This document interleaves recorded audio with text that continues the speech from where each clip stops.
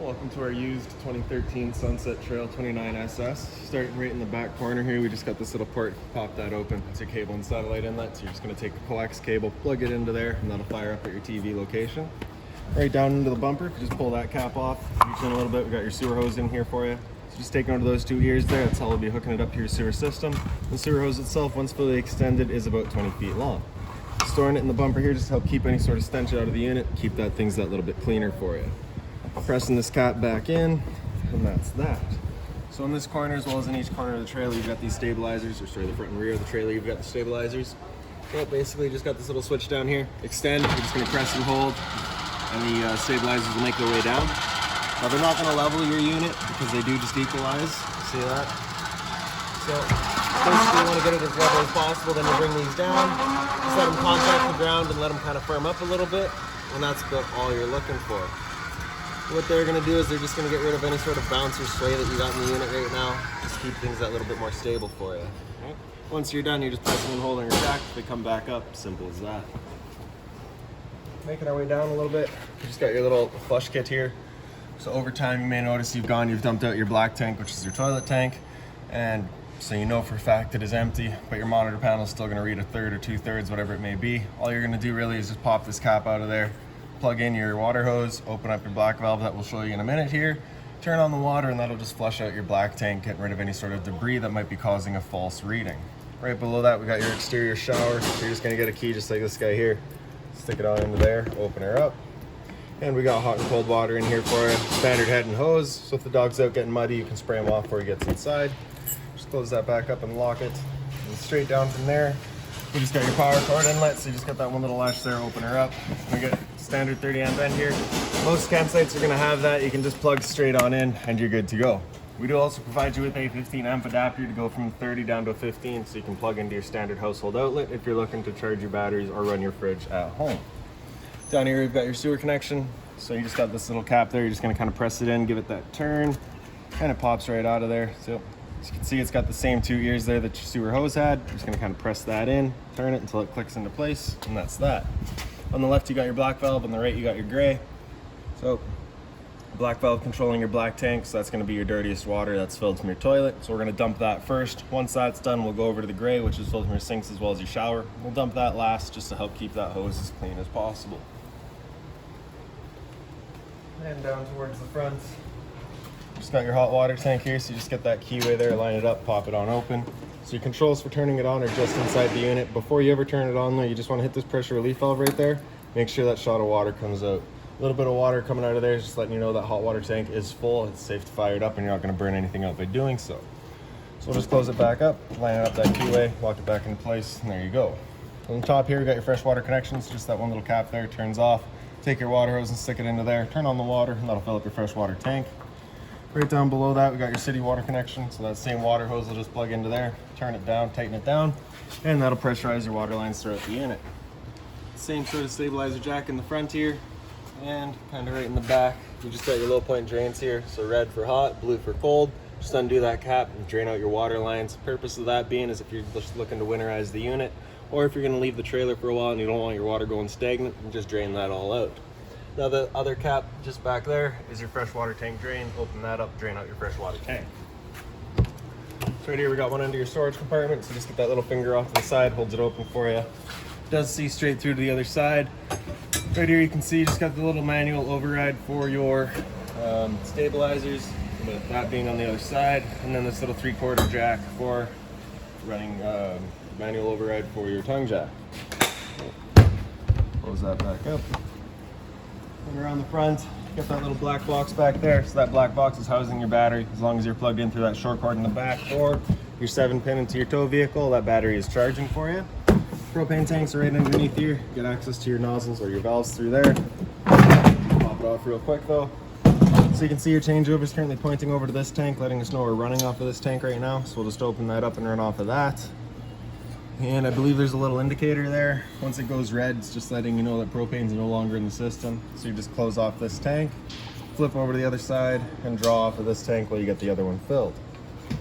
In the front, you get your power tongue jack here. So light switch on the left turns on the little light, and then on the other side, up is down, down is up.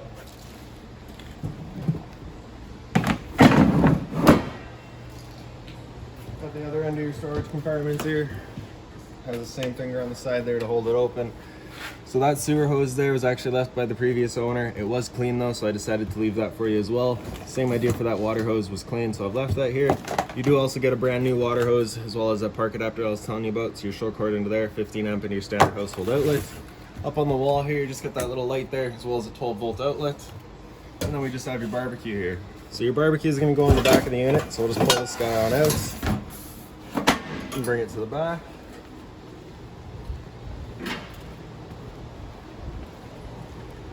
Basically how it's going to mount up is you got these two holes here on either side. They're just going to line up with those posts, kind of sit into place. So you get that little lock there, that pin, just pull that out of there, up and out. Swing this guy all the way out. Slide that pin back in just to lock it into place. And then with this guy fully extended straight out, it'll line up those posts.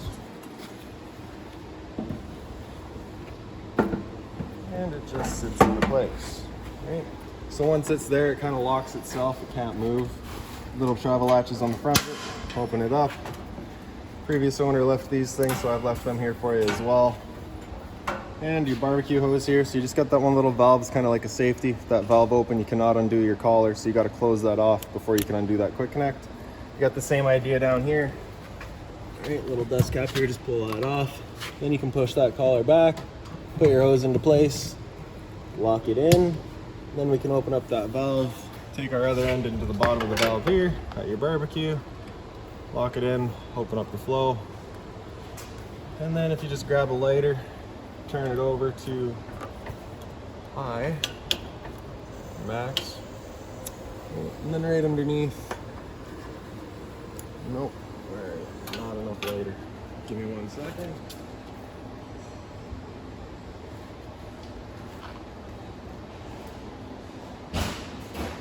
Alright, so try that again, just turn it up to max, stick a lighter up through the bottom, and there she goes. Once you get it going, you can release, just select your temperature, and there you go. Once you're done, just turning it back off, shut off the valve at the unit, pull that connection out of there, same thing at the barbecue. I just like to connect the hose to itself, just ensures that absolutely nothing's getting in there. Store it back away. And now we're just going to close it back up, lock it down again, pick it straight up, and store it back away.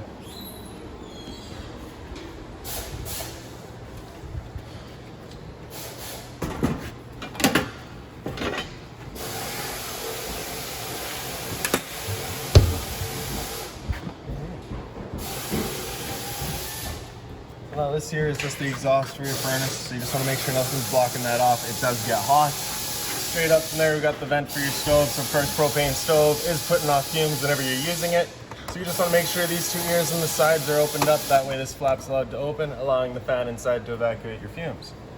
This here's just a vent for your fridge, nothing back there for you to worry about. A couple of G5 protector outlets there, so you got power outside. And then right in the back, you just kind of got this little storage door here. So we open that up. You can see you got access into the back bunk room here. You just pick up this bunk, it does store right away, and you have the latches on either side to lock it up, right?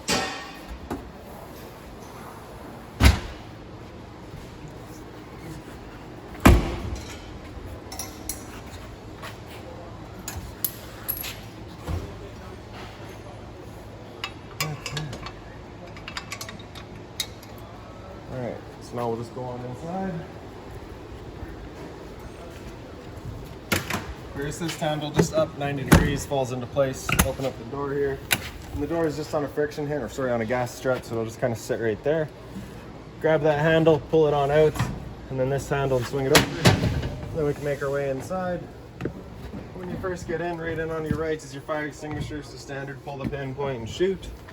Up here we've got all of your controls, so we'll just start with, I guess, your lights. So this light switch center left there turns on all of your interior lights. This light switch center right, those the pendant lights above my head here. Then your porch light outside, just click that on, does a little orange light outside. For your slide room down here, press and hold out, and that slide will make its way out. And once that slide's fully extended, you'll just hear a couple of whines from the motors. That's just them squaring themselves off, and then they'll turn themselves off.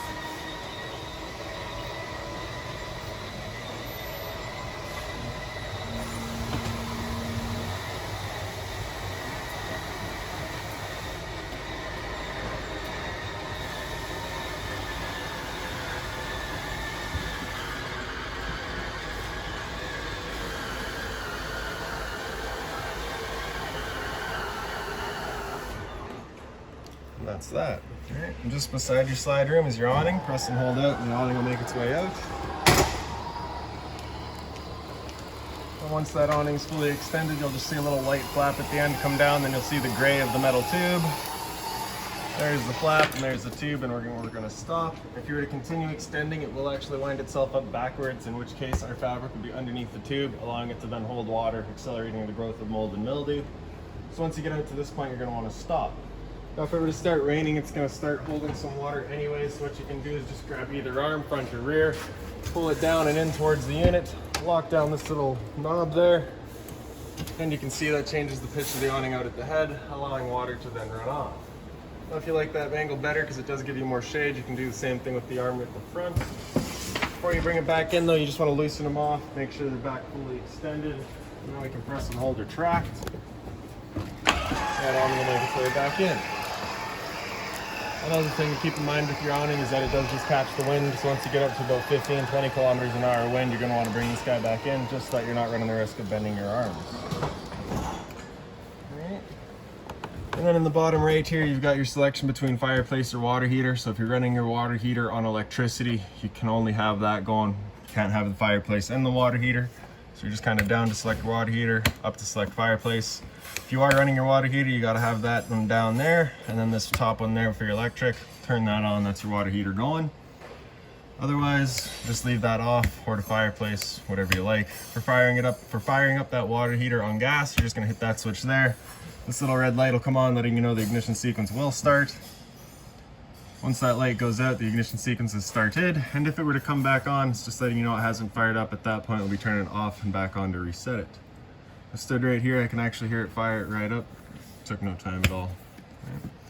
And then lastly, this little red switch there, if we hit that, that's just your water pump drawing out of your freshwater tank to pressurize your lines. And then your monitor system up here, so you got your battery, so you can see we're currently charged. And as it goes down, it'll go to good, fair, and low. Fresh tank, so as you fill that up, that'll go to a third, 2/3, and full. Same idea for your black and your gray. Right above my head, we got your smoke detector.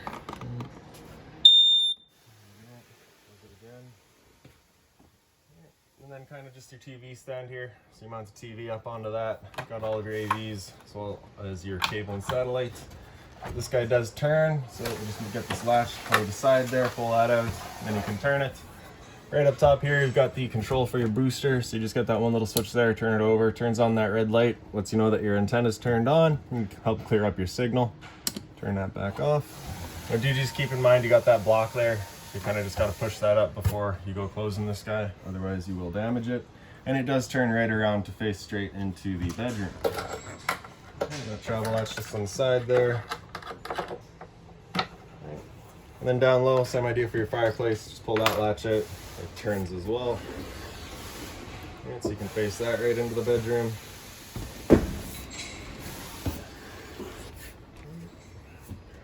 For the fireplace, controls are all just along the top here. The power button on the right there.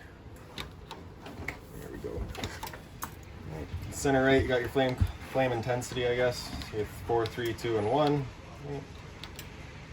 Then center left, you got your heat.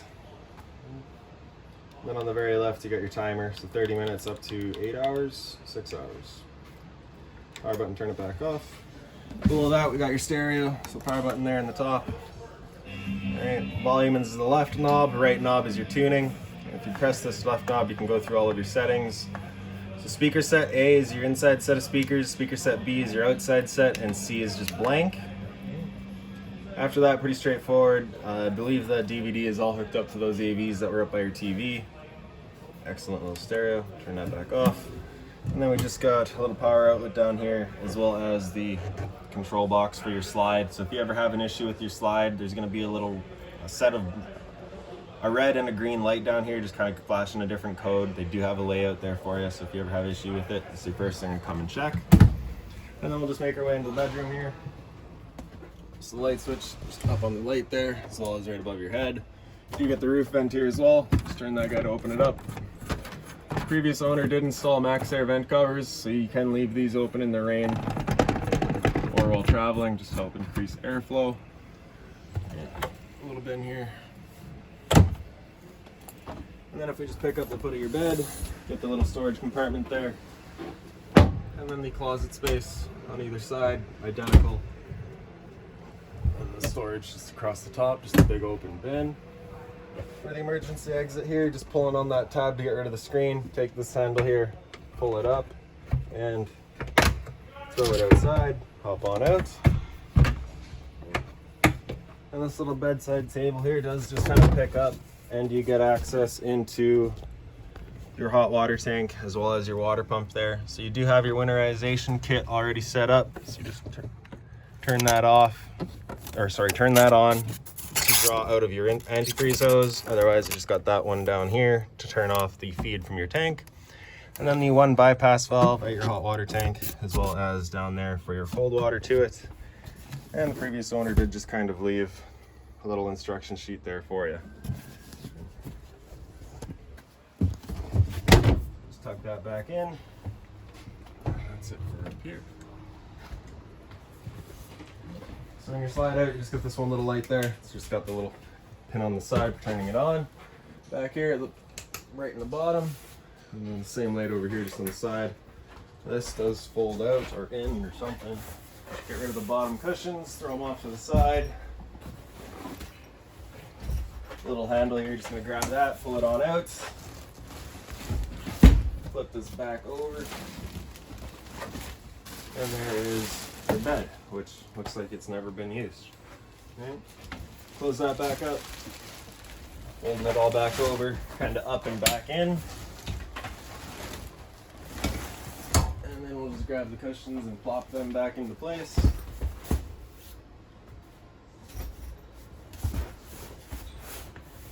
There you have it.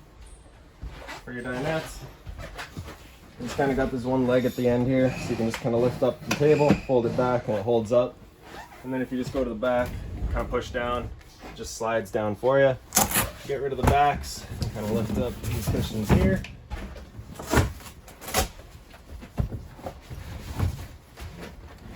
Falls right into place.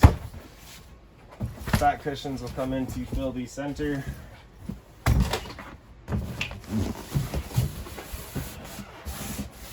And there you have it, your other bed.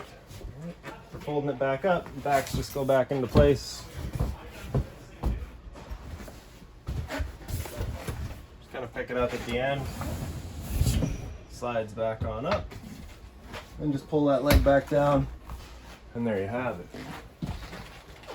For your fridge here, so you just got, alright, so starting from the center, it'll be off over to the left there, fire up on auto. Auto is first going to use AC power. If AC power is taken away, it'll automatically flip over to gas. If you're dry camping and want it to run solely on gas, just have it over to the right there and it'll fire up on propane. Temp selection on the side here. Freezer compartment up top, fridge down below. A little bit of storage down below it. Just got the returner for your furnace right here, so you just want to make sure that's not blocked off. And then we got your stove here. So this is where you want to have your fan turned on. You also got a little light here. Just fold up that cover to the back, let it fall into place, holds itself up. Take your knob there, turn it over to light, hit it with a sparker, and she fires right up. Now the first time you get out to your campsite and the first time you go to use your propane system, it might take a minute just to clear all the air out of the lines and get propane to everything before anything fires up. It's perfectly normal. Once we're done, we'll just turn that back off and close it back up. For your stove, you're just going to turn it over to pilot and press and hold. Grab a lighter, and then right in the very back there, you got your pilot light. And so again, as soon as it clears the air out of the line, it'll fire up. There we go. Once you get it going, you just want to hold that knob in for another few seconds, and then you can release and it should hold itself. And then we can turn up to a desired temperature and she'll fire right up. Once you're done, just back down to pilot. It'll hold just the pilot light for you. But if you're leaving or going traveling, you just want to make sure that guy's right off. Microwave up top. It's pretty standard, just like home. A little bit of storage here. So that little pouch there has all of your owner's manuals, any keys, anything like that for the unit. It's going to be right in there. Little light right above your sink here with 2 hard covers. Hot and cold water, of course. Storage down below. Just being mindful of your drains there. You of course don't want to be breaking those. And you just get the drawers down the side as well.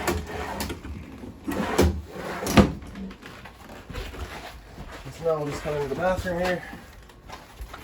Right when you come in, light switches up on the wall. A couple of hangers there left by the previous owner. Roof vent right above us here. So just going to turn that knob to open it up, and then you get that switch in the corner to turn on the fan. You do have a Max Air installed here as well. For the toilet, you just got the little flusher on the right in the front there.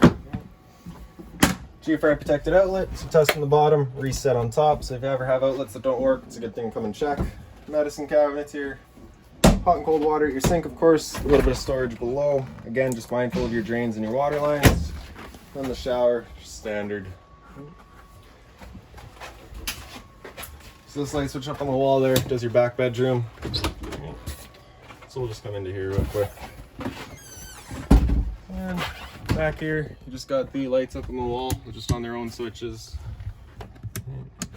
This bed does kind of lift up, exposing the dinette area down here, the same 2 lights. That table just picks on up, and you got 2 legs that'll sit into their little holders. And then on this side here, you've got the ladder. So that guy will just swing on out. And it's got a couple of posts on the side to just slide into. And you can hop on up.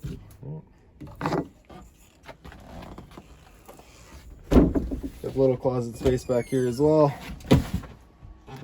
with a cable outlet as well as a power outlet, so you can have a TV back here, and another roof vent, again with a Max Air installed. Right above that light switch is your thermostat, so just press that bottom button there to wake it up. It'll start with fan speed. So with your fan, you're just going to be leaving that on auto unless you're just looking to move some air, in which case you can select your high or low fan. Otherwise, again, just leave it on auto. Hit mode again, it'll come into cool. Select your temperature with the plus minus there. Turn on the air conditioner. With that AC going, you basically got 2 different options. You can have this louver here closed, in which case we're using all of our ceiling ducting to move our air. Or you can just open it up and it dumps all of its air into the living room here. So when you first get out to your campsite, you're going to want that open, cool off this area as quickly as possible, and you can close it off and start moving the air throughout. Alright, so after cool, just hit mode again, it'll come down into furnace, it'll turn off the air conditioner and turn on the furnace.